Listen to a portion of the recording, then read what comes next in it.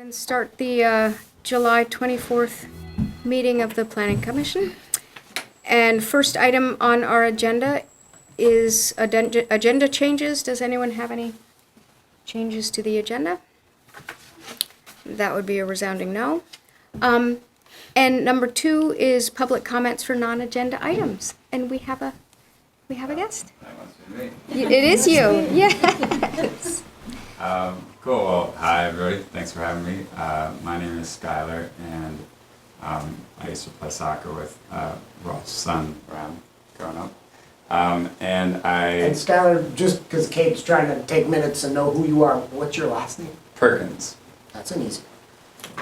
And I work for an organization in near Washington, D.C., and we focus on what's called steady state economics. So the idea is to transition away from a growth-based economy to a steady state economy, and sort of intentionally manage an economy to be stable rather than growing. And we're developing a manner of working with towns who want to intentionally also make that transition. We're imagining that might be over the period of, say, 15 or 20 years, for a lot of towns in Vermont, at least. But I was, telling Alex, we're still picking towns a little bit. We know that there is this tension at various, in various places in Vermont. How much do we want to grow, and is growth necessary to produce the results we want in our town? And we would say, no, it's not necessary. We can intentionally operate at a steady state rather than with growth. And so I'm here partially because I'm visiting Hinesburg, and also because I'll be back in Vermont more and more in the future, and I would love to get insights about your thoughts on this, and any direction you think I might take this, I guess. So what does the organization you're part of, what is the name of it? Steady. It's called the Center for the Advancement of the Steady State Economy. Okay. And it's a 501c3 nonprofit, so that's an educational nonprofit. And we have tended to focus on national policy, so that means monetary policy, fiscal policy, but it's rooted in ecological economics to a large extent. And with ecological economics comes a lot more what you would call microeconomic policies as well. Are you familiar with the notion of circle economy? Yeah. Okay. And I was just talking with somebody earlier today who was suggesting that to a large extent we need to, the steady state folks and the circular folks need to get together and work together a bit. Tell me one more time the name of your organization so I can get to it online. Yeah, so it's steadystate.org, and it's the Center for the Advancement of the Steady State Economy. Advancement, that's what I missed. Thank you. I will say, go to the website right now. There is a rather alarming intro page, and our director is trying this out. It's kind of an experiment, so anyways. To alarm us. Exactly. So, Yeah. so did I hear you say that you're collecting towns or towns that you're working with? Yeah, so we're just at the very beginning of launching this project. And so I've been talking with a few people in Vermont that have recommended different towns that might be interested in this idea, either because they're somewhat to some extent already there and that their population isn't growing, and it's sort of natural in other towns where there's enough of a tension that a productive democratic conversation could happen regarding the issue. Right.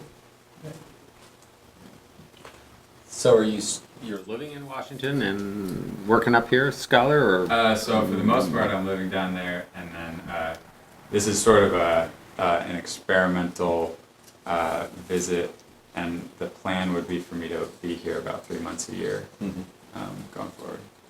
So when you say working with communities, what would that entail? So we're imagining that some early steps would be to identify, well, one, to have this conversation and identify the transition to a steady state economy as a goal. And next might be to write a preamble for a comprehensive plan that outlines that intention. And then later steps, which we're working to clarify, might be to do the necessary research, develop impact assessments or whatever it is regarding those phases. So say for a community to sort of, without, a fair amount of information, I would imagine, to sort of commit to, I don't know exactly what commitment entails, but, to commit to being a part of,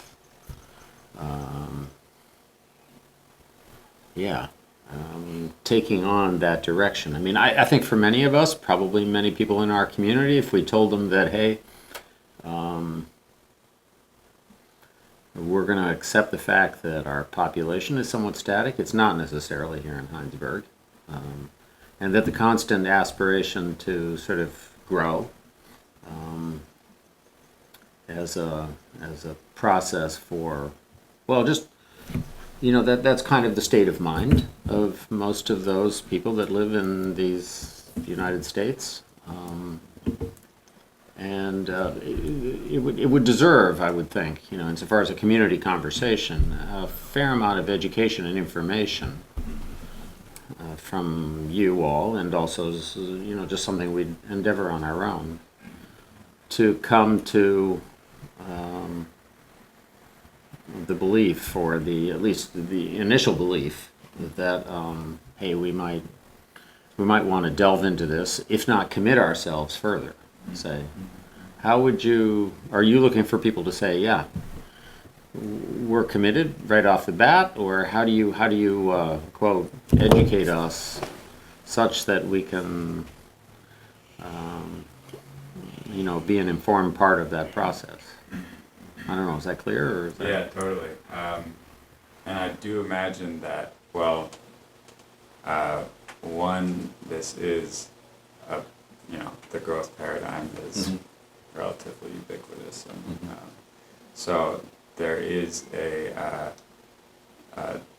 large degree of education and discussion that would have to happen around it, and I think one way to think about it is that there's a certain number of what you would call growth solutions. So you have a problem, and you solve that by growing in some way or another. So I think a natural process would be to identify what challenges a given town is facing and what alternative solutions might exist that don't rely on growth in some way. At this point, we have a rough idea of what some of those might be, but I think it would probably be a collaborative process to some extent to work toward that. How familiar are you with our current town plan and our zoning and subdivision regulations? I don't expect you've spent much time looking at that just yet, but you would. Yes, exactly. So I can say at this point I'm not versed, but the intention would be to become thoroughly versed. So, following what Rolf is asking about, it sounds to me like it would not be unreasonable to work with you for some amount of time before we, one, understood enough about what the options might be, and two, whether or not we as a town wanted to pursue those. So before we commit to the no growth, steady state solution, as it were. But how, 4 or 5 months, a How's that year, work? Yeah. whatever. How do you see that? Well, I'm not sure that this is a planning commission decision or even a select board decision. It seems like if there are people interested, that getting a small group of interested people together to start the conversation would be the place to start. And Hinesburg, I can tell you, if it gains some traction, everybody in Hinesburg needs to have their say. So it would be it would be quite a conversation for sure. Yeah. Yeah. And I would also take the position that I think that would be an interesting conversation, even if the only product was going through the conversation itself. Because I think there are many related aspects which could be targeted more explicitly through delineating it in that way. But yeah, if there is a group that wanted to talk further, I'm here and available, but will be available on phone until the next time I'm in Vermont. Interesting. Because really, according to the census, the last time, which is almost 10 years ago, our town only grew by 50 people, if that's anything that you look at. Yeah. And it's unknown what's going to happen. It's hard to believe, for me it was, that was it. But that's what the statistics show. And we're almost at that point to explore that again. It'll be interesting to see what happens. But everything that you read as far as Vermont goes, we aren't growing, even though we are in Chittenden County, which is the biggest growth area. We're very outskirts of it. So I think it's very interesting what you're talking about. Yeah. Yeah, I think it's safe to say we're curious. Very, yes. And that's we'd safe like to be a say. little better informed. Yeah. And so whether it's as Maggie suggests, hey, maybe there's a group of people from this town that interact with you about this, I think that could be a constructive conversation, Keep in touch. Yeah. Cool. Yeah, we're not putting you off in any way. No, It's not just at kind all. of, oh, No, it's okay. a big enough conversation that it has to be a conversation for Yeah, sure. very. When Scarlett and I talked earlier today, I expressed the same interest, exactly what you said, Marie, based on our Vermont's sort of demographics and stuff, even though Chittenden County is a little different from the rest of the state, and I explained to Scarlett, there may be other communities in the state that might be better in a better position to want to deal with that conversation and better understand it right away than Hinesburg. But I'm interested, and I would be happy to. That's a steady state website. It's dramatic, you said, right? I would say that's a recent addition to our website. So I'm happy to forward information that you might want to share if you wanted to use me as a conduit to get to these people or others in their community. I can disseminate information. Yeah, that's more interesting, Alex, because we are in Chittenden County. Yeah. That makes it, to me, even more interesting because we might be ahead of the curve of the rest of the Chittenden. Yeah. Well, what I explained to Skylar was that we are in a growth mode at the moment in terms of all the, at least from a land use planning standpoint, all the new development that has been proposed and is ready to happen as soon as infrastructure allows. Or perhaps not population-wise. That's yet to be It's revealed. household size that's been. Yeah. But in terms of growing the grand list and the kinds of Right. things that I typically think of from a municipal standpoint Right, of exactly. always wanting to have more in order Yeah. to pay for always increasing costs, we are somewhat in a growth mode right now, unlike other Vermont communities, but we will eventually be those other Vermont communities with the it's flat or declining population Right. and there's I'm interested in that both from Hinesburg sense but also just from the statewide region-wide planning sense. Yeah, one variable is the time horizon.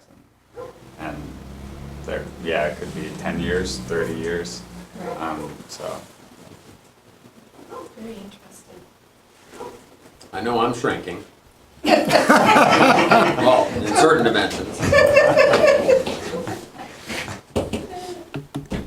It's a very appropriate subject for the time, I think. yeah, I think the conversation will be happening at a Yeah. national level at some Yes. point too. Yes. And so, I agree. Well, thanks. yeah, thank you guys. Keep in touch. Thanks so much. I'll definitely be in touch. Good to see you. You too. Yeah. Didn't recognize you at first, but you look familiar, and I thought, And just, Rem's doing really well. Cool. Yeah. So is he? He's in Colorado, Ah, awesome. and yeah, he's doing well. He's in land use planning, landscape architecture. Perfect. Get in touch with him. Yeah. Oh, that's awesome. Yeah.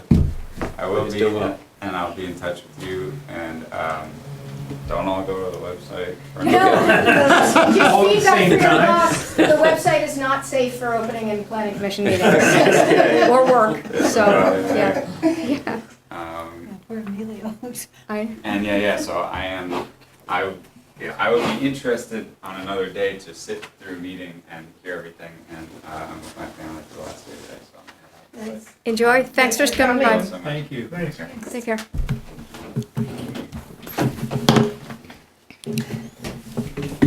Okay, yeah, that is, really interesting. it is interesting. Yeah. Rem's whole soccer team was filled with intellectuals Really? that could never win a game. That's okay. Nice guys, though. Seems like a nice guy. All right. Well, let's move on to architectural and streetscape standards. So we've got our summary of design standards from our July 10th meeting. And you said we do or we do not have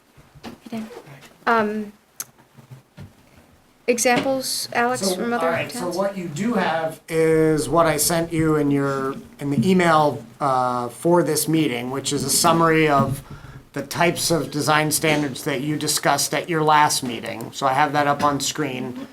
Joe, maybe you could move your microphone a little to the side. The one you sent out on the 23rd? The 19th. The 19th? Friday, the 19th, you would have gotten an email from me with the agenda and the minutes from the last meeting, and in that email, there was a list of 11 areas in which you were, from your last meeting, you discussed possible working on in terms of design standards, so those are up on screen. And we can chat about those if you want to add to or flesh out any of those.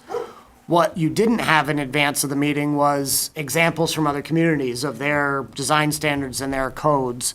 And so those are now in the Dropbox site. For those of you that are on Dropbox, there are 7 communities that I excerpted sections of their regulations. And those 7 communities are, let's see here, Brattleboro, Colchester, Jericho, South Burlington, South Hero, Westford, and Winooski.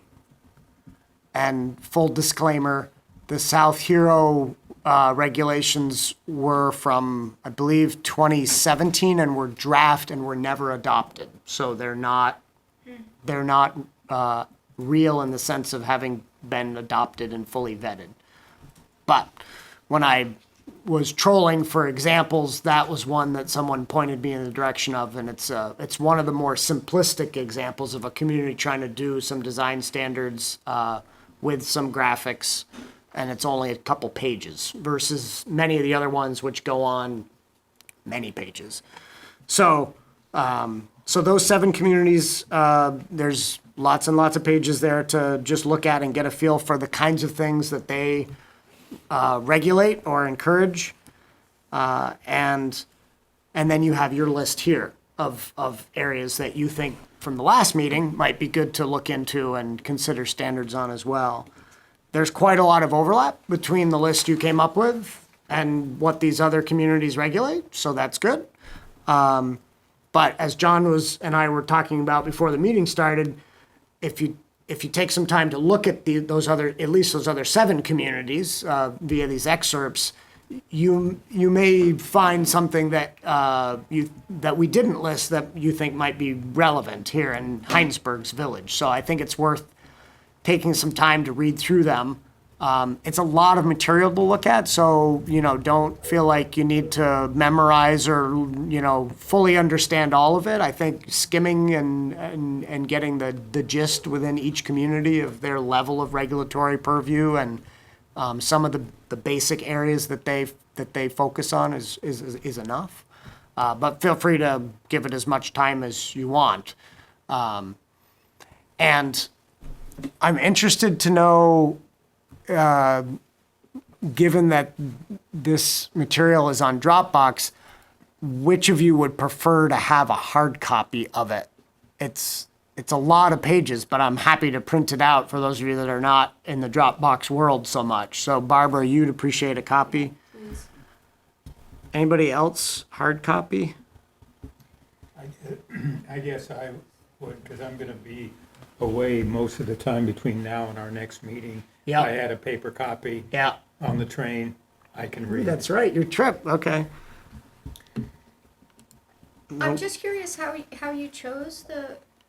Yeah, so we Remember Colchester. have been talking about this for a good long time, right? Talking about this. Yeah, and we've been talking about, definitions of mixed use and what kinds of design standards. So I think it was 2 years ago that I spent some time thinking about what I thought would be the right kinds of design standards for us to be considering. And I made a list. A big chunk of that list turned into the open space regulations that you worked on first and passed to the select board that they're taking up now, that are paired up with the official map revisions. But the first half of my list was more of the stuff we're talking about now. And I don't have the corner on any intellectual planning markets, so I sent a message out to my cohorts in the Vermont Planners Association and said, this is Hinesburg's, basically I quoted Rolf and said, Hinesburg is planning for a lot of new growth and a good chunk of it is going to be greenfield development, which sounds terrible in the planning world, but trust me, we're bounding it. We have a smart growth area. We're trying to do it right. But then I quoted Rolf and said, one of my planning commissioners said that he's yet to see a place that has developed from a greenfield that really inspired or came close to our historic centers in terms of its appeal and final product. And so I said, do any of you have particularly exemplary design standards that you've worked on that might, address that? And so I got responses from many of the communities or suggestions to go look at many of the communities that I just listed. Burlington was also on the list, and a couple other communities. And Burlington's always at the forefront because, they're in the urban center and much of planning in America is focused on urban and cityscapes, and they have a lot of staff and resources. But I didn't include Burlington in the list because it is very different. But these other communities have done some really interesting work, including the community that I used to live in Westford, and that's on the list because they came up with a sort of form-based light code that applies just within their sort of town common or they don't call it a village there, but their sort of village area. But it has many of the trappings of a full-blown form-based code. It has a transect, which many of these form-based codes have, where you divide up the community into different areas with your highest density development in one grouping, and then spanning out through lowering densities until you get to very rural areas, and having different standards for each of those areas within the transect. So, in any case, long answer to your short question, Maggie. It was thinking and trolling and asking for advice from cohorts in the state about communities that had tackled this in one way, shape, or form. Now, some of these communities on this list are largely built out, and so it's not really code designed for greenfield development. So Winooski is an example of that. Brattleboro is an example of that. But I found in reading all of these codes, and it took a long time to read through them all, that there were a lot of good bits and pieces that we could, I think, would be transferable here, if we adjusted them for Hinesburg. We don't want to take anything and just drop it into our code. We could just create a little Frankenstein of a design monster here. Yes, well, hopefully it will live someday, but hopefully not be truly Frankenstein. So in any case, that's how I came up with those particular communities. Was Virgin's one? Virgins was not one, no. And No. I realize that's one of the towns that's pretty much built out when you look at just the 1 mile square. Yeah, certainly the downtown portion of that 1 mile square. There's clearly opportunities for infill. I mean, we saw a Yeah. parking lot on School Yeah. Street. I'd be interested to You know, know what they do have to control or guide development. And compare it to what's resulted so far. Yeah, I mean, I'm happy to Because do we- that that's- search, but you should also feel empowered to visit their website and see. I've never heard of Virgins as an example of a place that has a robust land use planning program. Right. So I don't even know if they have zoning. I Right. assume they do, but I actually don't know. I've certainly never curious met a about planner from Virgins. How Virgin's came to be what it is now, as a clue to what we might do in the future. Yeah. We all responded pretty positively about a lot of the things we saw, at least that's my take on it. Freeform, money, and industry. Right, and I don't think it's changed much in the last 50 years, really. Well, I don't think that the building blocks of that have changed much, but John was pointing out on the trip that the facade improvements that they've done over the last 10 years have been very significant, and that's recent. But I don't know if that was driven by Just like regulatory processes or if that was an economic development sort of project that had nothing to do with new development and codes and had everything to do with architectural design and landscape architecture and grant money and, that sort of thing. Well, like Ralph was pointing out, that they've done quite a bit on Main Street. Yes. To make it more accessible, more available to people. That certainly supports the businesses that Yeah. are there. So maybe that's why that came about. But also, we were all seeing, many of these big houses have been broken down into smaller units. Right. Maybe units owned by people, maybe just rented, but how did that come about? How did that get allowed?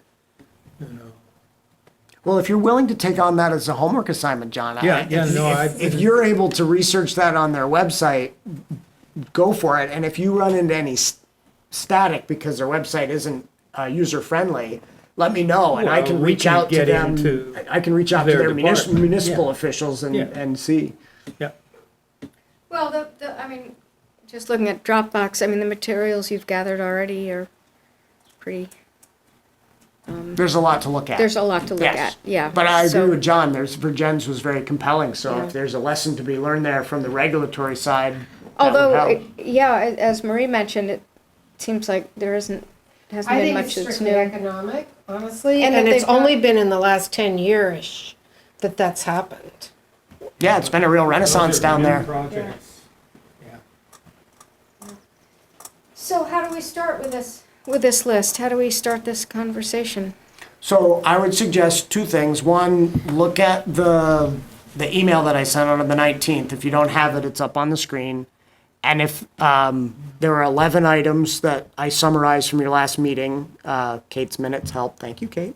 And if you haven't had a chance to look at that, take a peek on screen. If after the meeting you thought of something else to flesh this list out, let's do that. Because I think this list, although it's not definitive, is going to be part of the my initial foray into these other codes to say, hey, my commission wants to look at permeability and the ability to see through streetscape elements and buildings and have that function through prominent doors and windows. I'm going to go look for examples of code that do that. So if that wants to stay on the list, that's going to help my search. And if there's something that either shouldn't be on here or isn't on here, it'd be good for me to know so that over the coming weeks I can add that to my search parameters. And then, once you've had some time to think about that and discuss that right now, if there's any discussion to be had, I'm happy to just scroll you through on screen a couple of the municipal codes that are on Dropbox now and that you can have a look at. I can show you a little bit of Westford's. I can show you a little bit of South Heroes. Yes, that's what I thought. Is the picture ones might be the good ones to put up on screen, because they are compelling graphics. Without even knowing what the code behind them is trying to get at. I think what's sometimes daunting, you guys, is, like all of these criteria, say, for example, and we have our town sort of divided into, I'm talking now mostly about sort of like the village portion, that map, that growth map that we've seen so much of over the last year or so. Within that zone, there are still, like Jericho sort of calls them character districts, or I forget exactly what the nomenclature was, but they definitely sort of identified different parts of their community. And these, say, 11 criteria changed a little bit depending on which one of those character districts you were in. Yep. And I think for us to kind of, even though I think I sometimes know, I don't really, to sort of understand the different districts that are even within our growth area. We've got sort of the historic village area, we've got the northwest, the northeast, we've got Commerce Park. Historically, the cheese plant was always sort of on its own. Because I think these conditions that we're talking about understandably vary depending upon which of those districts you're in. Yeah, that's a really good point, Ralph. I didn't bring up is that any of these codes that we come up with are very likely going to be differentiated by zoning district, and maybe there'll be a couple zoning districts where they're the same, but they're likely to change a bit between zoning districts, and that's true in our existing design standards today. So we do have design standards in the village growth area. We have a set of them that applies across the entire village growth area. We have a separate set that applies and sort of supersedes those within the commercial industrial districts. And then we have a different set that looks at this northern gateway that's discussed in the regs, which is that slice of land along 116 from CVU Shelburne Falls Road intersection down to Patrick Brook. And so we already today differentiate and have different sets of standards in those different areas, and any refinement to and embellishing that we do with design standards, like Rolf said, will probably be differentiated by different areas within the village. You mentioned the transect lines, and I was looking at the map of Westford with all the pretty little zones, and is that different from what we have for our different zoning areas? Yes. So how do I don't know how that works? In a traditional form-based code model, you are essentially putting a stake in the center where you have the most development density, the tallest buildings, the most urban form. And then you're drawing a line out from that into your most rural areas. And along the way, you cross certain lines and you say, that middle area is my T5 area. The next one out where it's still a lot of density, but maybe not skyscrapers, it's my T4 area. And onward 3, 2, 1, getting to your most rural areas. That's sort of a traditional transect in form-based code. And Westford, to some extent, it's laughable because it's a very small community and there's so little going on there. In a half a block, it turns into the Yeah, next transect point. but that's what they've tried to do within a smaller area is identify the gradations of going from higher density to less density. Yep. And our system is not like that right now. In terms of pure density, we do have a greater allowance for residential in the village zoning district. And it gets a little less as you go out. But in terms of, and I guess that's true in terms of lot coverage to some extent with non-residential development. But it's more of a mishmash. It's more sprinkled around. So would this replace? In my mind, I don't think so. I don't think we need to be married to this concept that we have a central city downtown and then we have a linear progression away from it that would receive different treatments. We're not like that. We're not a city and we're not large enough for that. I think it's more important to think about what Rolf was saying in terms of just recognizing there are different areas within the village growth area and that they function somewhat differently. So we might, for example, have a minimum build 2 line, a minimum build 2 setback, meaning right now we tell people you have to build at least this far away from the road. Like you have to be at least 60 feet away from the center of the road. Our new regulations might include the opposite, like you have to be at least this far away from the road, but you can't be any further than this far away from the road because we want buildings to be more front and center. That minimum build 2 line could be very different in the historic section of the village from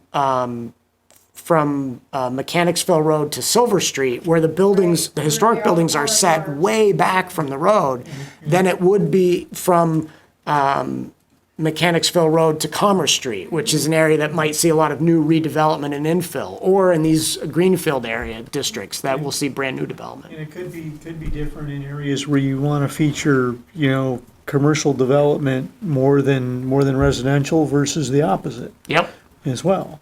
yep. So, And that may be true as well of building heights. So some communities you'll see in these codes impose a minimum building height of, in Westford, in their T5 district. 10 stories. It's 1.5 stories. So you cannot build a single story. You can't build a single story structure. It has to be at least 1.5. In other communities like Burlington and Winooski, it's 2 or 3 stories. And here in Hinesburg, that might vary depending on what the intended sort of mix of uses are. And if it's going to be more of a commercial mixed use area, we might want to require 2-story buildings. But if it's going to be more of a residential neighborhood, we might not have a minimum number of stories. Single-story houses might be fine. Do you think these two go to get that these various characteristics are matched up with our zoning districts necessarily? Yeah, the zoning districts provide a convenient construct for that. Sure. But it doesn't mean that it's the right way to do it. And that was part of, I think, your question, Maggie, about the transect in Westford. Would we do it the same way? I think we should think about that as we look at these things. But it's To the me, village center that we're. yeah, I think that the zoning districts are pretty close to the areas that Rolf was painting a picture of. I don't know, maybe we modify zoning district lines in order for those zoning districts to function the right way with these new codes, or maybe the codes exist as an overlay on top of That's zoning that's kind of what districts. I'm thinking. I mean, if you take Village Northwest, for example, and let's just throw out height for an example. Right, you may say, well, heights within, 500 feet of the center line of 116 are X, right, minimum heights, and then, 500 to 1,000 feet are Y. It kind of depends on, kind of dividing that zoning area up into, smaller pieces where you want to, feature or emphasize, one type of use versus another. Not saying exclusively, but, you want to have, situations that kind of favor one or the other. And Winooski does that. Shelburne does that with their form-based code district, which is only along Route 7. South Burlington does that because their form-based code applies only within their city center area. I think they're actually trying to expand it beyond that now. Winooski, it's literally just two street corridors where these form-based codes apply. So yeah, John, I think it could be something beyond the zoning district, and an overlay district might be the easiest way to accomplish it. Maybe it's an overlay, like in Winooski, maybe their zoning districts show one pattern, but these two other areas lap over Yeah. them. Yeah. Why not? Yeah, it could work, and it might be more elegant to do it that way than to try to have it be homogeneous within one zoning district. Match up. Yeah. I mean, how the zoning districts got formed in the first place, this kind of consideration wasn't part of that. That's right. So right. why hook on to that without thinking about, Yeah, does this still make sense? it's a good point. I'm stuck on zoning districts and a broad applicability only because of tradition and because our current design standards, although I describe them being differentiated between maybe 3 different areas, are still largely uniform within the growth area. And the reason for that is that our existing design standards are fairly simplistic. And they talk about things like parking being in the side or rear yard, not in the front yard. That should apply everywhere, I think. As a planning precept, that's a pretty common thing to apply everywhere. Or on residential structures, garages being set back from the front facade of the main facade of the building. That generally works everywhere. But if we get to this level of detail, even if we manage to somehow do it in 2 or 3 pages instead of 32 pages like some of these other communities, I think you're probably right. It probably will need to be not be homogenized. It'll have to be applicable within specific areas. Needs to be simple, in Ul- my opinion. And ultimately, we will get there. What I've noticed over time here is that we always start big, right? We think big, we have a lot of possibilities, and then our job later is to shrink it right back down to what's absolutely necessary and will work and is understandable. Because you're right, if it's too complicated, it'll either never get past the select board or it won't get past your first public hearing because the community won't understand what it means. It's like sugaring. Yep, you collect a Boil it lot of down. sap and boil it down till it's sweet. That makes me think of, I was in Montreal recently, and as one left the center of Montreal, the next block was all the same structure, and then the next block was the same structure but a different style, different color, and as you've progressed out of the city, things really changed. Maybe according to where they were located or what they were used for. Anyway, that was an observation. Yeah, it's interesting being able to, or being in a town or a city and seeing how No, it's we check. developed and wondering, well, what's behind, Yeah. what are the, Why were they all tan stone in that whole block, and the next one, a modern, it was fascinating.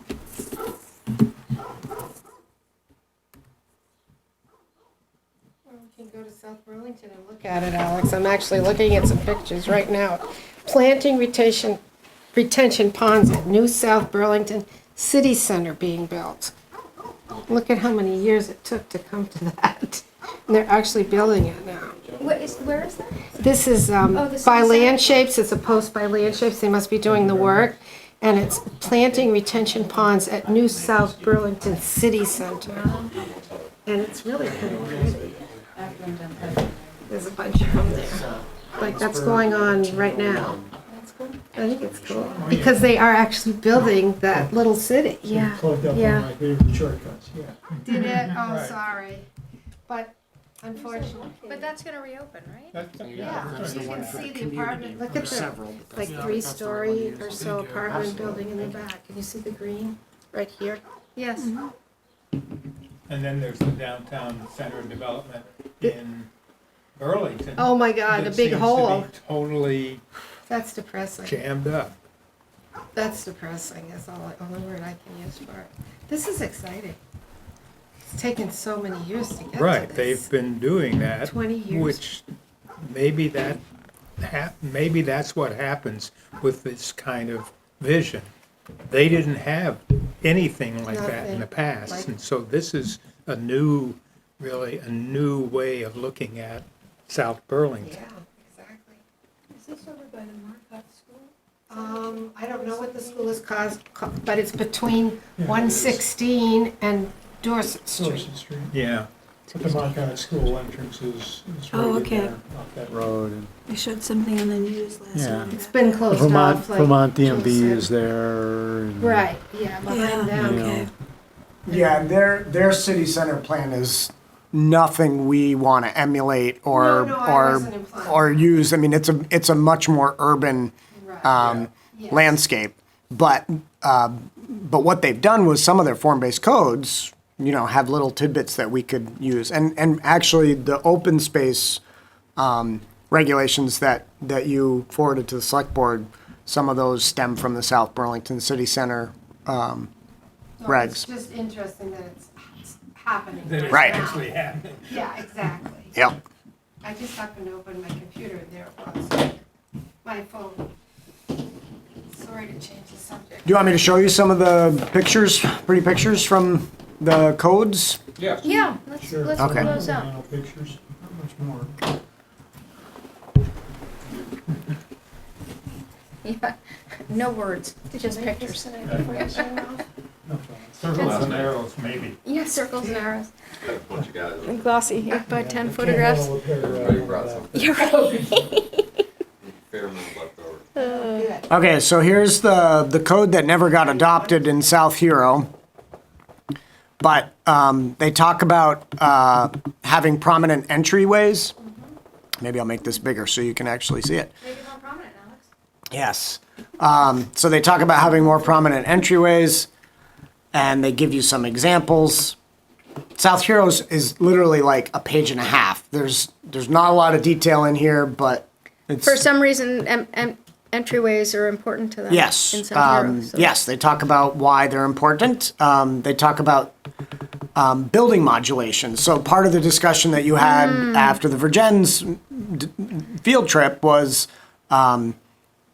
how do you get variety and how do you avoid monotonous monolithic walls, right? Like you were seeing some of in the Finney Crossing. Right.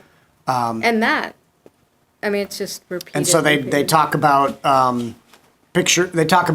changes in roof form and facade depth as well as materials and textures.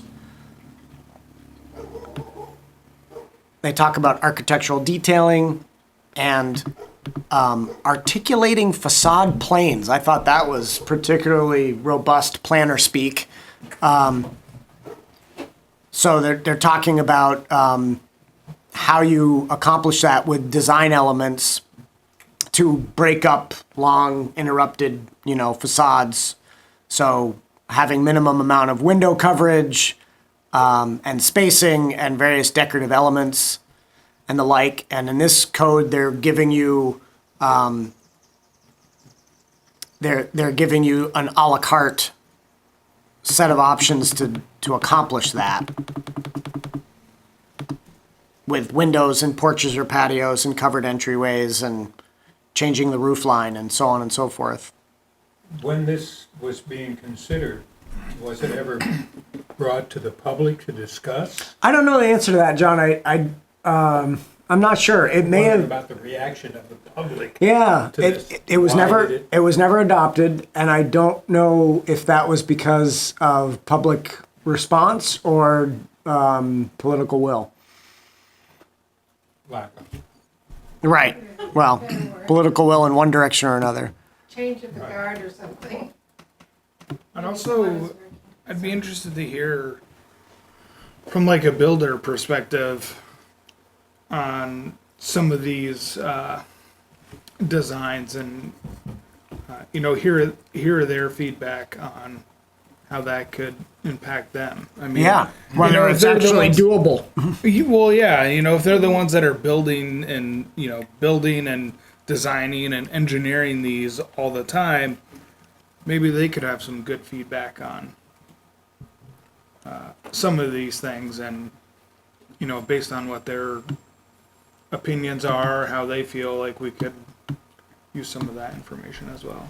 When you say builders, does that include the company that might be developing an area? Or are you literally talking about the contractors who? Well, somebody that has had that experience, not necessarily for a specific project or something that's going on specifically in Hinesburg, but just somebody that has that experience that has done these, has done projects, whether it's in Hinesburg or these other towns, and looking at these regulations and hearing their feedback based on how that has shaped their building process. And those would be the developers then. The developers, not the contractors swinging the hammers, Who are but actually swinging it. yeah, but the folks But who the are actually developers. doing Right. hiring the architects and doing the Yeah. design. Yeah, okay. I completely agree, Dan. It's in my mind, it's just a matter of when in the process we invite that feedback. Because I think you're right. I think it's valuable to get that, and we've done that typically with our other projects in the past. So when we did stormwater, we had a panel come in that included a developer who actually did projects as well as engineers who actually designed those systems, and it would be good to hear from that community. And maybe since John and Rolf have contacts in the architectural and design communities, that maybe we could get some outside voices once we have something to show them, or some ideas that are fleshed out. Didn't we have some panel where Bart Frisbee came? Was that? Yeah, wasn't Bart stormwater? participated. I forget which one it Oh, it was a was. different one. But Dan, we have done that, and I Yeah. think this would be a good project to do that on again, just with a different cadre of people. Yeah. So in any case, this was South Heroes Pretty Pictures. This last one talking about percent window coverage calculation. Now, in that little illustration, none of the windows have shutters on them. But in Right. some of the earlier ones, there were shutters on windows. Mm-hmm. They don't seem to have said anything about, those shutters should in fact be wide enough so that if you close them, the window would be covered. I mean, that's what shutters were historically. Long time ago, yes. So, Right. John, this is South Hero. They're really focused on their prominent entryways, so they don't have time for shutters. But they have storms that roll off the lake. And by the way, I don't know what the term is, but above the window, they do have some pretty extra design. Or you tell me the words, John. But above the window, Well, do the you see? casing around or the trim kinda around the fancy, don't window you think? itself. Yeah. So it maybe Yeah. makes up for the shutter. But this figure isn't the dealing words with for any of that. these It's apparently dealing with what your window area is relative to your facade Yeah, area. that particular So illustration. no other treatment really matters here. You're just one This looks like somewhere, anywhere USA. But again, Yeah, New again, England. Joe's right. This picture's New not England. designed to say this is what we want. This Yeah. picture's Right, designed to say, how do I calculate my window coverage? Right. they apparently have a spec that says your window coverage must be X or Y compared to your total facade coverage. You And know, here's how to and figure. here's how you calculate it. Right, and it does say just above that beyond the calculation, window edges shall be defined by lintels, sills, and trim on all sides. So they are saying a little bit about the design of the Oh, you windows. do get to count that extra? So that's South Hero. Westford, where I used to live. Let's go to their pictures. So here's their map turned on its side, but you don't know Westford very well, so That's these- disoriented, it's turned sideways. yeah, it is, yeah. So north is left? North is right. It's right. Here, I'll turn it so it looks better. To you, it would look better because you're familiar with it. To us, it Right. doesn't. You probably doesn't matter for you, but there, that's the correct orientation. Okay. And this is not Westford. This is just the very center of Westford, around the town common. And the town common is in green. And then the transects expand away from it. From there, there's a T5 area and a T4 in yellow, T3 in blue, and T2 in pink. And then the rest of the town is not covered by their form-based code. It's just this small area around the town common.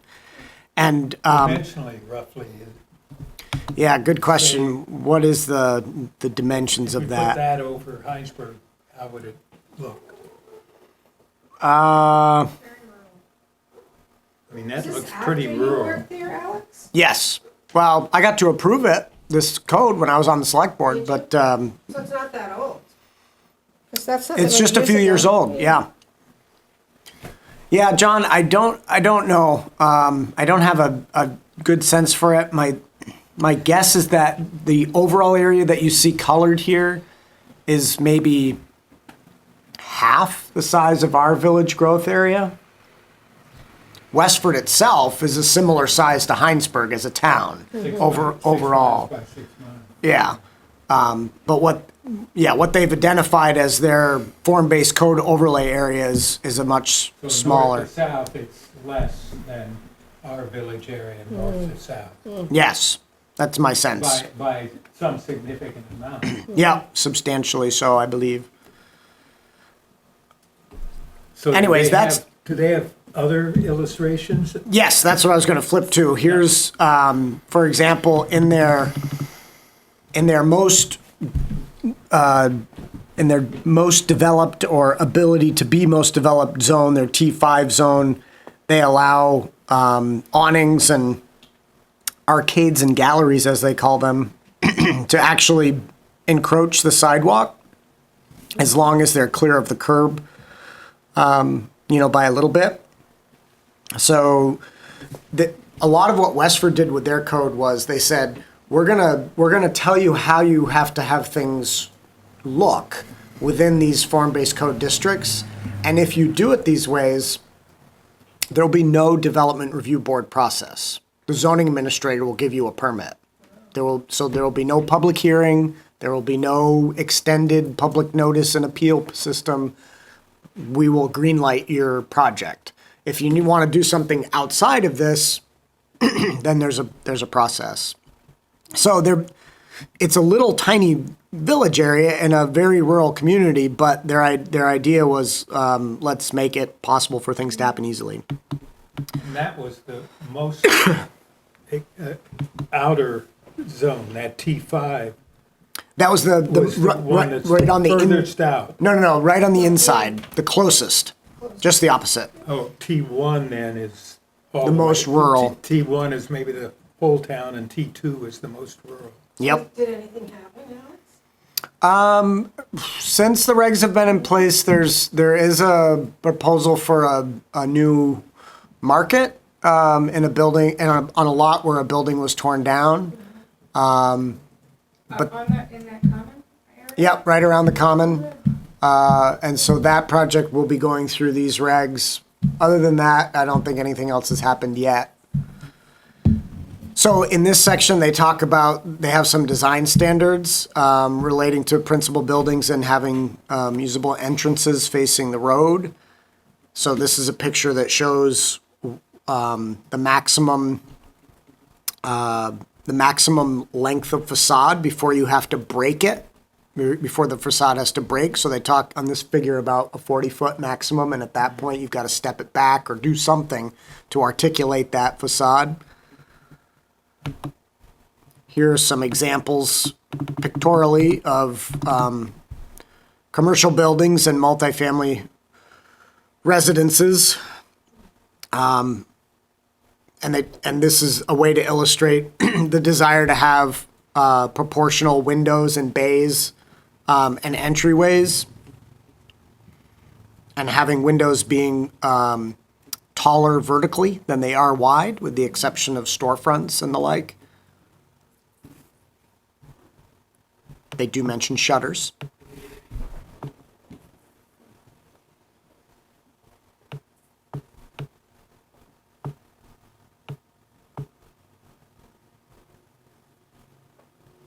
So in this standard, in the T4 and 5 zones, they're talking about 30 to 75% of the ground floor wall area of the principal facade being glazed with glass. So that's our permeability. You got it.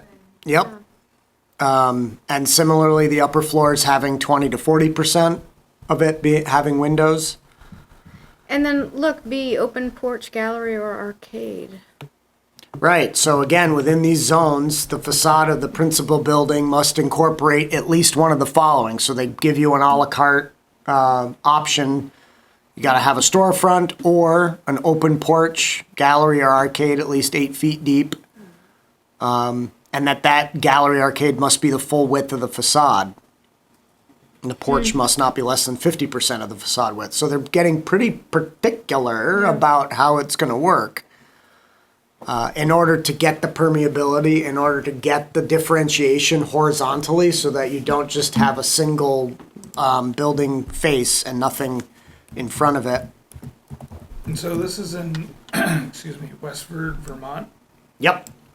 I mean, because I'm just looking at, you know, like downtown area right here, where like in this area would, you know, these types of buildings. Yeah, let me bring up that same Google map image so we can look at the Westford town. And maybe I'm not looking in the right area. No, you're right No, there. that's Western. Yeah, I want to know which of the buildings was torn down. I will show you.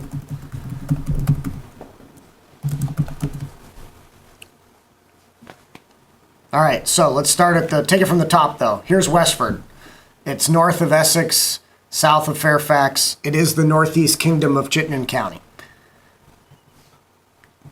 Route 128 runs right through the middle of it. That's a state highway.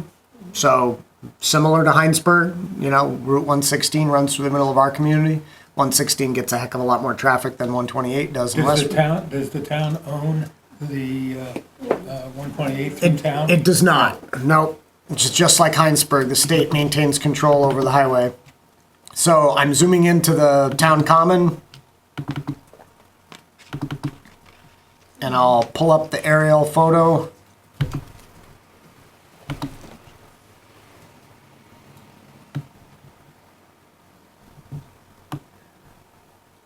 And let me hit the lights here. Sorry, Emilio, but it's easier to see without those.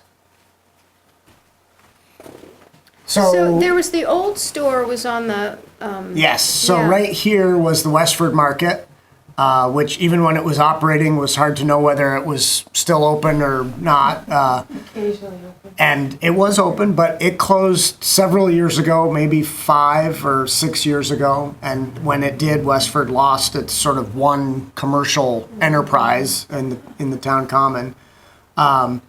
This is the town office here, and the library sits right next to it. So this is the state highway, and there is a parallel road, common road, and this is a large town common, as you can see, that is in the middle of all that. So this is where 4th of July happens, and summer concert series, and previously a farmer's market. There's a small play area over here. And there's a church here with this large green is also part of the town common, but it's sort of sloping.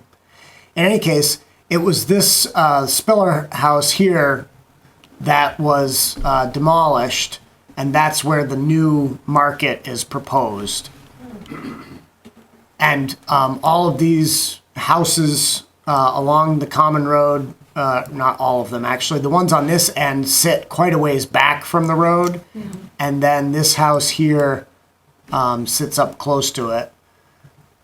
So in any case, that's Westford. There's very little going on, but their T5 district, the most dense district, as I looked at their map, includes this side of the common here. And then their T4 district is the rest of it, and then extends out to about, I don't know, maybe about here or so, before you slip into T3 that follows down this road towards the school, and then T4 after that. Alex, how would you say that town green compares in size to lot one? Bigger. Just guessing. I'm sure it's bigger, but It's, double, triple, yeah. just guessing. I'm guessing that it's a little bit narrower, but not much, and it's probably 3 times as long. So, yeah, Scale, a bar scale down a yeah, little 200 right-hand feet. corner, 200 feet. It's one of the larger town commons in the state, it? actually, Very in, nice. in part because of this other piece that nobody realizes is town common, but just this central portion No, I is meant the central is portion. quite large, and there's a gazebo here, Yeah, it's and cute. it's a nice little central feature. But in any case, to Dan's point, that's where these districts that we're talking about with the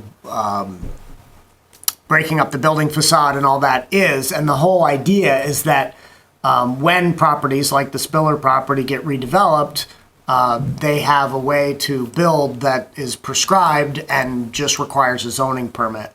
This lot over here, adjacent to the town office, is the Pigeon property. There used to be a lot of buses here, sort of was a bus graveyard and a bus garage for a long time. Roland Pigeon drove school bus for many generations of Westfordites. And this property has a lot of development potential when that family's done with it. And I think some of these regulations are aimed at the redevelopment of this property as well as anything that might happen on this side of the common road over Are here. those multiple separately owned parcels? Do you Yes. know how about on the south side, on Common Road? Is that open space owned by multiple people? Or? Yeah, so each of these is a separate lot. You know, here's a lot for the Spiller property that's being redeveloped into the market. Here's another lot for the Flurries. And here's another lot here. I'm thinking like from there all the way over to 128. There's a small vacant lot here that doesn't have a lot of land to work with because of topography. What you can't see on a flat photo is that this drops away from the Yeah, road I'd say steeply in this location, so there's not much to work with here without putting a lot of fill. And then there's this corner lot here. So often the development has a strong relationship to where the parcel is and how big the parcel is and what the owner of the parcel would like to see. You know, all of those things come into how it gets developed. Absolutely. also. Absolutely, yep. So it'll be interesting over time to see if these regulations actually have much impact on a community that's not growing and doesn't have a lot of room within its core to do much with. Similar to Hinesburg, they have an infrastructure problem. Westford does not have municipal water and sewer, and in order to have much in the way of development on what are exceedingly poor soils in their common area, there needs to be some sort of solution to that. So there is a solution to that. The town acquired some property down Brookside Road in this down here that has capacity for wastewater, but it's still an open question as to whether they'll ever figure out how to finance connecting this area to that and actually developing that as a centralized wastewater resource. And there's no public water system either. Correct. Yep. So that's also problematic. Thankfully, our problems on that front are more easily solved than they are for a lot of Vermont communities like Westford. What's the population? They're about half of us. They're 2,500 people. So I'll put the lights back on. So that's Westford. I was going to see if there are any other pretty pictures in the code to show you. We talked about the required windows and the porches, galleries, or arcades. They have a section on roof pitches, but no picture to show that. These are just descriptions of their transect areas and describing them. And this is not a pretty picture, but an easier to read table that gives you just the basics for each of these transect zones in terms of maximum footprint size, minimum and maximum heights of buildings, or number of stories anyways, required setbacks.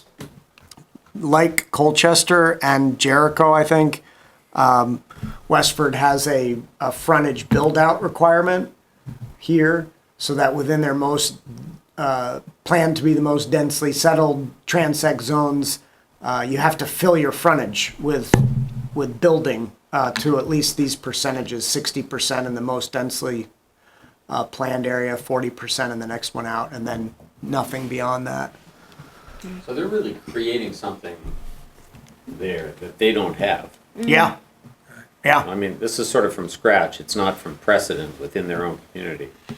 No, I think there are bits and pieces in here that were informed by what's there today, and some of the flexibility that you're not seeing because we don't have the time to read all the words accounts for the fact that there are parcels that may not be able to meet all these things. But yeah, I think a lot of this is anticipating full-scale redevelopment of properties. Who helped them with that, Alex? Do you know? Yeah, Brandy Saxton from PlaceSense, which is one of our Vermont planning consultant firms, did this work. And it's one of the few that I've heard discussed for a very rural community. You don't see this level of sort of form-based code or form-based light code in very rural communities. So it's an interesting one. What's the name of the company? PlaceSense. SENSE? SENSES. PlaceSense. And they got a grant for that from you? Yes, yep. There was a municipal planning grant, and the Regional Planning Commission kicked in some money because they were able to tie it to transportation-related planning along these roads, and so they were able to get some regional planning funds as well. So like 10,000 for the municipal planning grant and? Yeah, I don't remember the exact number. It was probably closer to 20 for the municipal planning grant and maybe another 10 from the Regional Planning Commission. This company, it's a one-woman company, was the firm that I wanted to have us work with on our complete soup to nuts rewrite of our zoning regulations to sort of throw it out and start over with pictures but we didn't get the municipal planning grant for that, and so we couldn't quite afford it. She also worked with the town of Brattleboro, which is another one of these communities that I've got excerpts from, and they've got some pretty impressive graphics, and she worked on their code there as well. She's a very smart lady and is one of the few planning consultants that does this kind of work in the state. Unfortunately, we have precious few. Have to sort of go out of state to find the expertise a lot. So that's Westford. Here's some more just basic pictograms of these standards, giving folks an idea of building height and where buildings are and how they fit on a lot, tied back to dimensions. So, coming back to Hinesburg, we could do in the village growth area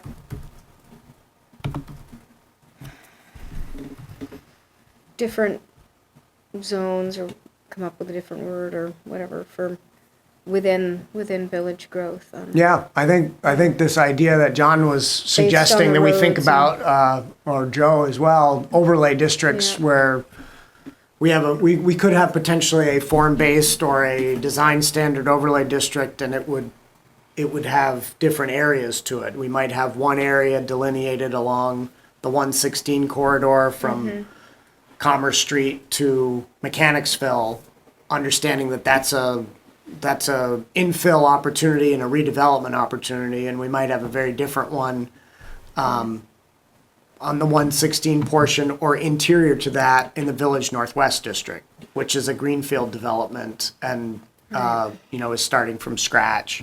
We might have a different one, slightly different one along Commerce Street itself or within the commercial district as a whole.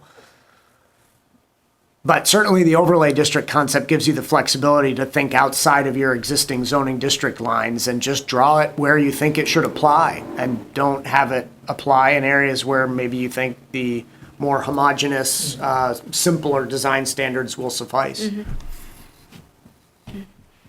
I like that idea. Yeah. Yeah. It's kind of like our, well, not the same, but we have an overlay district in Hinesburg today, and that is our flood hazard overlay district. So we have our basic zoning districts that exist on the ground, well, on paper anyways, and then we say, these are hazard areas where buildings need to be held to a higher standard so they don't wash away during a flood. And we delineate where that is and just overlay it on top of the base zoning districts. And this, that's the way overlay districts work. It's a much more targeted approach. So why would we build in a flood hazard plain? We wouldn't. Well, how come we are? Why is it happening? It isn't. We're not. Well- We're not building a lot in the flood hazard area. But you're right. The Hinesburg Center project proposes to do some construction in the flood hazard area. Yep. But all the changes in the weather. Yeah. Well, not to go on a tangent, but that there was a political decision made. The prior planning commission suggested that we shut down development in the flood hazard area entirely. This was after the 2009 Village Growth Area zoning had passed. And the select board, upon receiving that proposal, said, we understand what you're thinking, but in order for this village to work, we need a connection between, over Patrick Brook, we need a connection between the Village Northwest and the core. And if we just don't allow anything to happen development-wise, everything will be squeezed into the 116 corridor. There will never be that connection. So the select board said, we don't want to shut it down completely. Can't we just put the bar high and require a level of certainty that there won't be undue adverse impacts? And so the planning commission went back to the drawing table and rewrote the regs to allow for limited development in a flood hazard area if it could be demonstrated that there wouldn't be that undue adverse impact on critters and hydrology and upstream and downstream neighbors and the like. So that's, I guess I just think of the people living there. If their home gets flooded, who's responsible? yes, it's always a question, especially when we see what's happened in other parts of the country.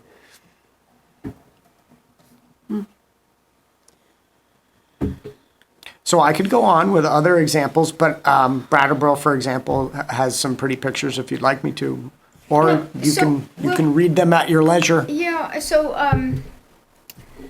we're going to study, memorize, No, take a quiz. Oh, no memorization. no. So each of these communities has zoning regs that are in the hundreds of pages. So what I've done is I've excerpted 15, 20 pages from each of these 7 communities. It still turns into, 100 pages to look at. So no memorization, but Have you read all 100 Yeah, pages? yeah.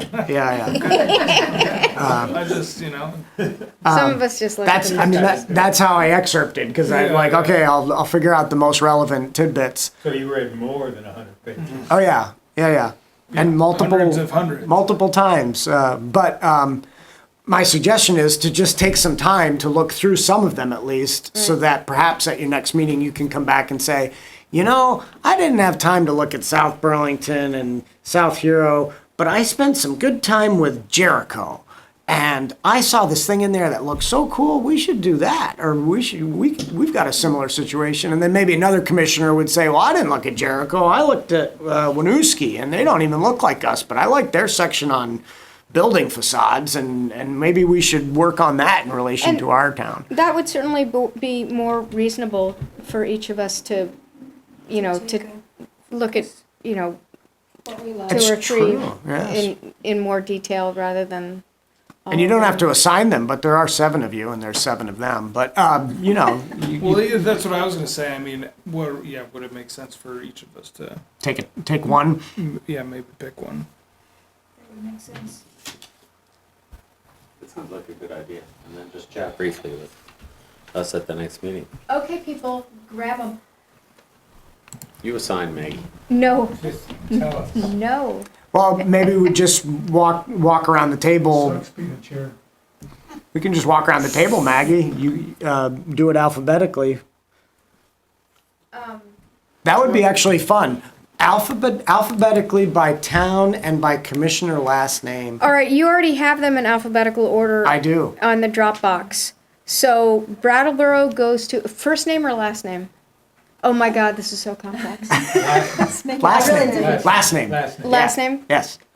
A last name? Who's at the top of the alphabet? I'm an F. You might be. I'm behind you, I'm a K. Yeah, it's You you. and I are Kate says close. F. Unless you do I'm behind you James. though. No, you are. You've Oh, got James, yeah, but he's not here. He's not He's here. not so- here. So you get Brattleboro. Brattleboro. I got Brattleboro. Colchester. Is that going to be Marie? Did you say so? Yeah. I was thinking Colchester. I get Jericho. Yes. Okay. Joe gets South Burlington, and John. He's behind me, so. He's first. Okay, John, you get South Burlington. Wait, no, you I get get South South Hero. South Hero? Oh, okay. You're gonna want to look at another one, John. So just know that up front, because South Heroes is so I small. probably won't be able to resist looking at it. Yeah. So Rolf, you're Westford, and any other town you choose. And that leaves Dan with Winooski. All right. Winooski. You might have to do a road trip. You can tell us about that. I would be open to that. You just Drive around that roundabout. That would be a really good thing. right. Go to your town. Yeah, Go to good. your town.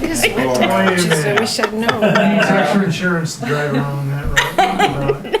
Who's got Brattleboro? Barbara might have a long way to go. Okay, now if you like, you can talk amongst yourselves and trade. You can trade if you want, but Okay. okay. So that's our assignment for Next time? next time. Okay. That's great. August. August 14th is your next meeting. And I wonder if we're also going to have so that will be one conversation, a 20-minute presentation.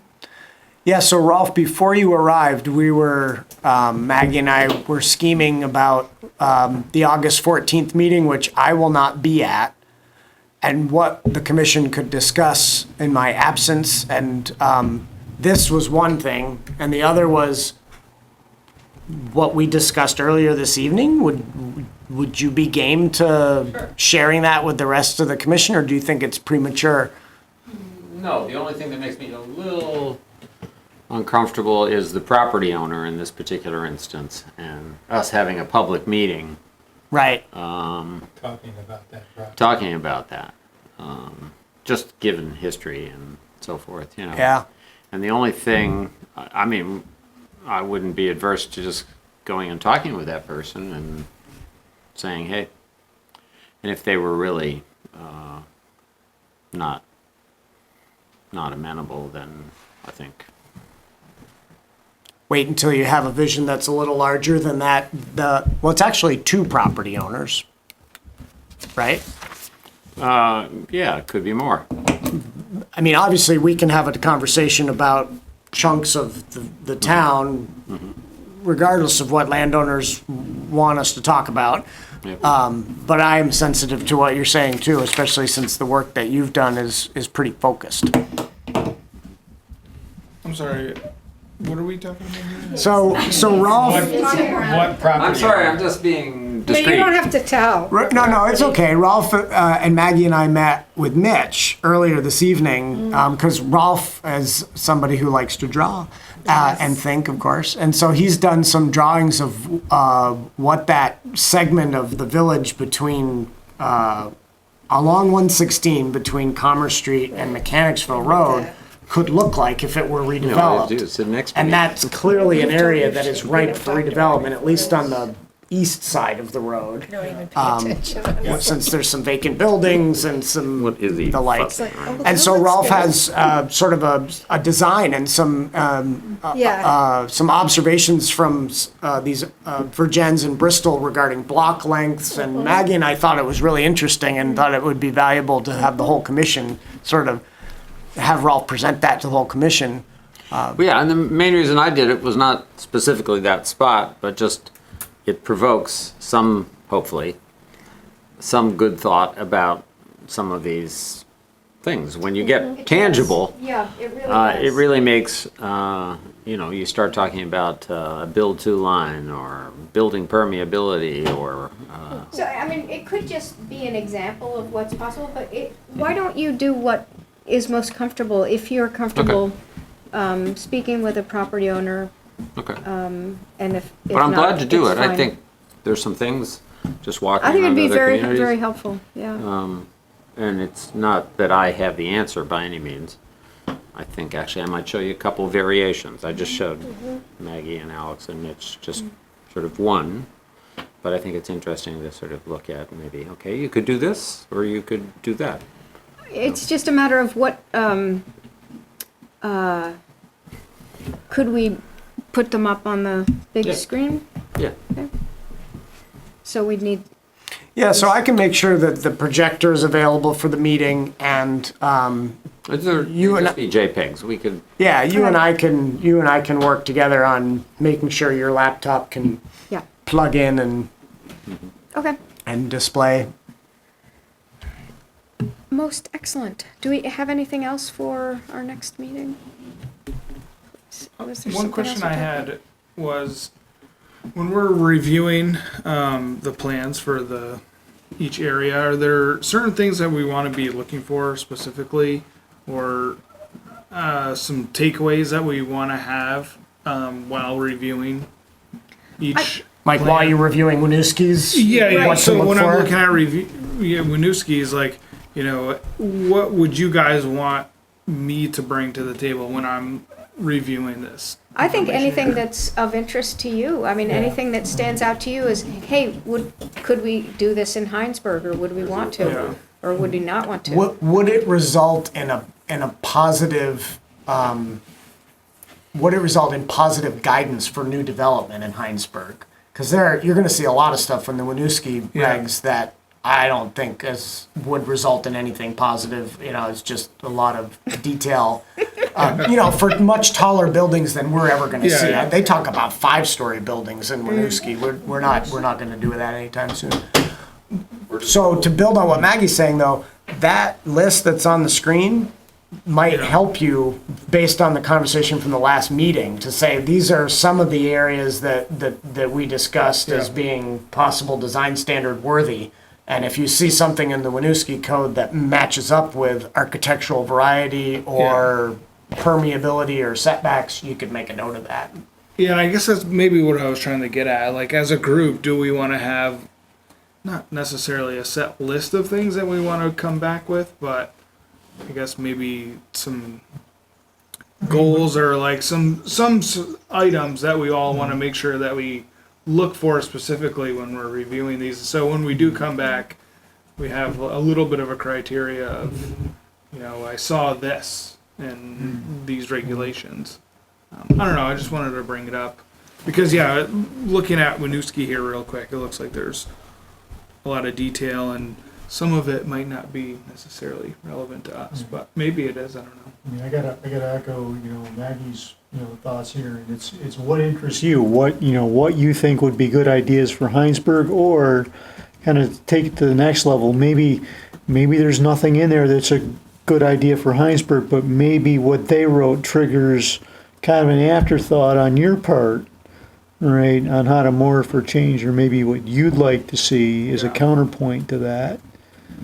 Yeah, I guess that's something that I would be interested too, is seeing what we think would be good from Hinesburg, but also things that are in here that we think wouldn't be good for Hinesburg, and why. Yeah. Because, obviously we all have different opinions, so like what I might think would be good for Hinesburg, or what somebody in the community might think be good for Hinesburg, could be something different than, I don't know, what somebody else is thinking. And so, identifying what we think might be good and what might not be good, I don't know, might be a good idea. I don't know. Also not just. Just looking at both sides of it. What you don't Yeah. like. I always find more things I don't like than I like. That's as valuable as anything else. Well, That's my that's the one personality. fear, that it'll be the whole load, right? No, I won't be that bad, but I'm just saying. If all we do is that's talk a about good Finney point. Crossing, it will not be a productive No, meeting. You no, gotta, you gotta no. find, You have Williston? find the positive. No, I have Yeah. Colchester, Yeah. and I was mean, just if there we- recently. We won't, I have a ton of, we won't be able to spend a whole lot of time on any one plan probably, but, No, but it'll be fun to look at highlights, anything that. And you are Strikes us. still in the brainstorming mode behind all this, Yeah, totally. sort of gathering your what's possible before we start to flesh it out and shrink it down to something manageable. So you can, I think, for another meeting or two, you have the luxury of thinking widely. Yep. Good, so those two things, is there anything else we talked about for our next meeting? I think that was it. that's a lot, don't you think? If we go get your It's a report, lot. I think that's Yeah. a lot. That's a lot. Plus, we won't have Alex here to lead us. I Well, know. you'll do a fine job, not making it. didn't you? Oh, well. Yeah, Joe answers the questions though, if anyone That's has true. questions, yeah, so, yeah. You'll be here. Answering questions. You're done? I'm done. Oh, you're not done. I'm fading. You are definitely not done. Nope, Right now, tonight. nope. Well, baby. Okay, I we're, sort of wanted to say something about our trip to Virgins, if I could. sure, I've gone back to Virgins. I go there often for, just personal reasons. But I went back and drove around more than when we walked around. And I saw two things that I just want to mention. On the north side of Main Street, where we didn't really walk, we stood in the central square and looked north. And as we walked along Main Street, we sort of looked north. But if you go back into that area, it's very different than the south side. If you could find the map quickly and Yep, put the bringing it up. satellite view up, on the north side, the topography changes rapidly. There's lots of up and down and twists and turns just in the topography. The development responded to that. There are no sidewalks around streets on the north side. The streets are not straight line streets. They twist and turn, and sometimes they have the width of one car, but it's a public street. And I don't know how they take care of their snow, how they take care of emergency vehicles and so forth. If you come in close, well, Yeah, it's tell hard me to where you see want it to because be, of, John. well, go to the Virgins Opera House and then go behind that there, where it says Little City Family Practice. You see those buildings down in there? Those are streets. Meadowbrook Road, that's a public street. It's only as wide essentially as one automobile, and there's no sidewalks, and the topography, you're driving down and then back up and so forth. So that's one thing. It's very different, and I think in response mainly to the topography. We don't have such demanding topography in our village area, but we have some topo, the property, the Quinn property has some good slopes to it and so forth. The other thing I found was if you pull out, Alex, a little bit and go to the northwest, you'll see there's an elementary school that's buried back in the neighborhood to the northwest there. No, go the other way. Okay, There's the elementary school. Right, now come down a little bit from that. You see that blue area? That's a big public swimming pool. It was packed with people, very, very busy. There are large fields there that are associated with the school, but the town folks clearly use that. So there's a resource there that we didn't see, but is very significant for Jens as public recreation space. Yeah, it looks like there's basketball courts, Yep. skate park, tennis courts, along with the Yeah. pool. And then the rec fields. And large fields that are clearly, soccer field size, football field size. And this is not the high school. Right. This is just a local elementary school right in the village, right close to the village. And we have a little of that with our elementary Yeah. school. We have the Yeah, tennis we have- courts and the right, we have basketball some of court, and the playground and the gazebo, but we definitely don't have a pool or big recreation fields next to our elementary school. People mentioning that and things that, when you've sent out. Yeah, swimming pool. Pool in keeps particular, coming up yeah. on the list That around community here. needs survey, I don't know if you all took That's- that, Yeah. I helped a group of people put together. Rolf sort of helped spark some of that. I was summarizing some of the responses for Rachel Kring over at the Hinesburg Community Resource Center. In the other category, you know how there's always a lot of response in that, but it's hard to categorize. I can't tell you how many times pool came up in those responses of things that people wanted to see. The last time, I didn't do it this year, but the last time I did the, my little community board at the 4th of July, that was the number one, or I guess that one was people writing their ideas and sticking them in a jar, posting them. And yeah, pool was very high on that. There was apparently a time, I have friends in Virgins, and talking with them, there was apparently a time where there was a community attempt to have an enclosed pool so that it really was available year-round. And eventually the decision was made to go just with this one. That's a very big pool. There are a couple of different areas. There were 2 lifeguards on duty, one at either end. So it's a substantial. I don't know how it's funded. I don't know how. Do you belong to the swimming pool association to go, or It is looks there a like- small fee? I was just looking at it online. It's a city pool here, and Yeah. they charge, family rates, and Yep. Okay. do ages 6 to 12, and yeah, it's a public school. So there's some financial support Yeah. ongoing all the time. Anyway, Interesting. those were the 2 things that I saw Okay. that we hadn't seen when we were there before. So why don't we take a look at the minutes for the 10th, and does anyone have any comments or changes? Last paragraph of page 2. I think the second, let's see, can you find this again? There's one "the" that I thought should be "they," but I think it was on the bottom of page 2. Yeah, newer building he viewed, Oh, yeah. second sentence. Yeah, second line. Yeah, got it. they viewed, he.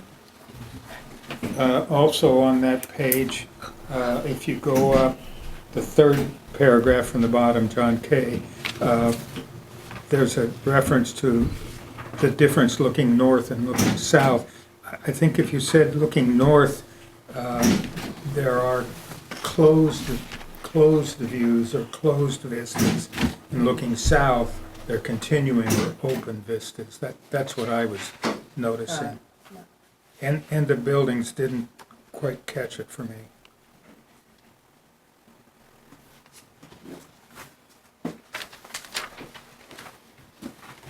Any more changes to the minutes? Motion? I move we approve the minutes of July 10th. Second? Second. All in favor? Aye. Aye. All right. Other business and correspondence. So, if there's anyone here who hasn't heard about the pop-up park happening on August 3rd, if the weather behaves, rain date on the 10th, 4 to 7 on Lot 1. Please come out and see what it could look like. Great. As a park. I'm sorry to miss it. We'll be gone. We'll be in Montana. Maggie will be center stage at this event with a community feedback installation with various ways people can express their preferences for what that park could become. So we will undoubtedly be bringing that feedback, back to the Planning Commission, the Recreation Commission, the Village Steering Committee, the Select Board, the community at large. But I think some of the tools for getting that feedback are going to become part of our community feedback infrastructure going forward, right, Maggie? Yeah, these big doors that are in the Contraption garage. she's having built to make that all happen. Yeah. And I'm so skilled in those areas, for sure. It's going to be something to be proud of. All right, any other business? So our next meeting is on the 14th, correct? Yes. Yes. I won't be here, just so everybody knows. All right. I will be on vacation. All right. So Dan and I will both be gone, but perhaps Dan and I can conspire to get some Winooski thoughts ahead of time and forward them to Okay. you. Okay. So Deal. that even in his absence, you'll have a little bit of thoughts on Winooski. All right. So if that's all, one thing I did want to pass around was a year and a half ago, we did a little exercise where we talked about what your desired positive outcomes were for the village area. So the question was, imagine the village area 20 years in the future with some of our planned growth areas substantially built out and built in such a way that embodies the vision expressed in our town plan. What are the most important positive outcomes that you see in this built environment? So we did this exercise, we whittled it down to, we voted on them, and then I think we used that to sort of inform which of these design standards we were going to work on first. And that's how we got to work on the official map and so on and so forth. But before we did the voting, the summary of it, I was reading through it again today, and Rolf's answers in particular, but not just Rolf's answers, have an awful lot to do with what we're talking about now. These kinds of building and streetscape design standards. And I imagine none of you remember exactly what was said. So take one and pass it around. I'll put it out there electronically too for those of you that prefer that medium. But I got a kick out of reading it again this afternoon and thought you might get a kick out of looking at it too. Just one more way to think about, as you're looking at these other community codes, what elements might be worthy of, thinking about. All right. Well, unless anyone has anything else, that ends our meeting. Thank you, everybody. Good.